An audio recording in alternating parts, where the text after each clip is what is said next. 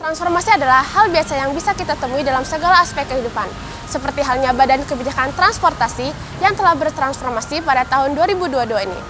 Berdasarkan Perpres nomor 23 tahun 2022 tentang Kementerian Perhubungan dan Permenhub nomor 17 tahun 2022 tentang organisasi dan tata kerja Kementerian Perhubungan.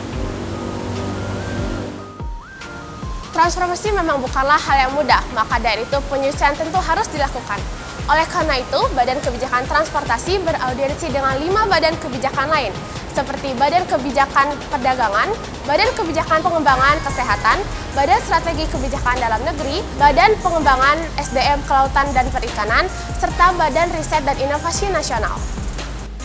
Melalui tugasnya di tahun 2022, Badan Kebijakan Transportasi telah menghasilkan 44 rekomendasi kebijakan, yaitu 6 kebijakan di bidang sarana transportasi, 13 kebijakan di bidang prasarana transportasi dan integrasi moda, 17 kebijakan di bidang lalu lintas angkutan dan transportasi perkotaan, serta 8 kebijakan di bidang keselamatan dan keamanan transportasi. Selain 44 rekomendasi kebijakan yang telah dihasilkan, Badan Kebijakan Transportasi juga memiliki agenda prioritas analisis kebijakan terkait 11 isu strategis atas arahan Bapak Menteri Perhubungan.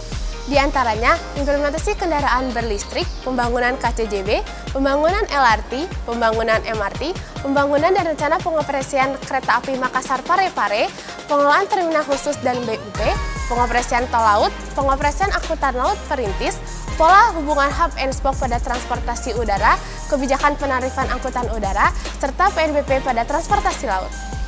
Selain itu, Badan Kebijakan Transportasi juga telah melakukan analisis dan evaluasi terkait penyelenggaraan angkutan Lebaran tahun 2022 dan telah menghasilkan beberapa macam rekomendasi kebijakan.